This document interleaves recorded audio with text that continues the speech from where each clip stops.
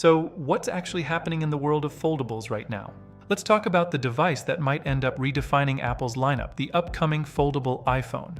If the latest reports are anything to go by, this could be Apple's most ambitious product yet, possibly launching as the iPhone Ultra sometime toward the end of 2026, or even slipping into early 2027.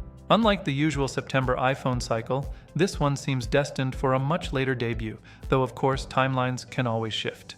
Looking at the rumored design, one thing stands out immediately. It feels very familiar. The overall look, especially the bezels and outer display, strongly reminds me of the original Pixel Fold vibe.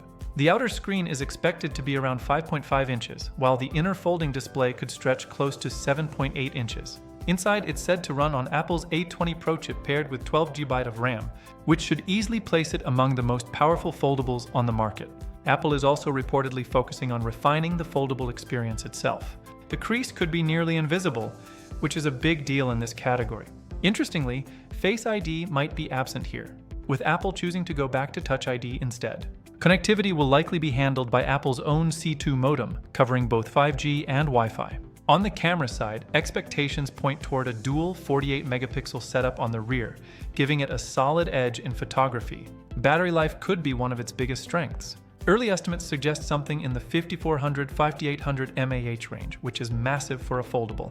If that holds true, this device could easily outperform many competitors in day-to-day endurance.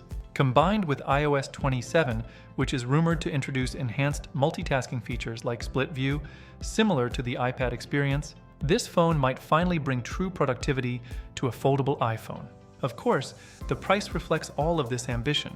At around $2,400, it's clearly positioned as a premium, almost experimental device. And if you go for higher storage variants, that number could climb even closer to $3,000. That raises some practical questions, like how heavy it will be and whether it'll feel comfortable to use compared to other foldables. When you compare it to current foldables, it's a mixed bag. The display sizes are impressive, the battery could be class-leading, and performance should be top tier.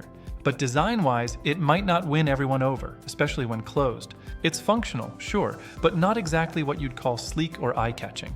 Open it up though, and it becomes far more appealing. Timing is another interesting factor.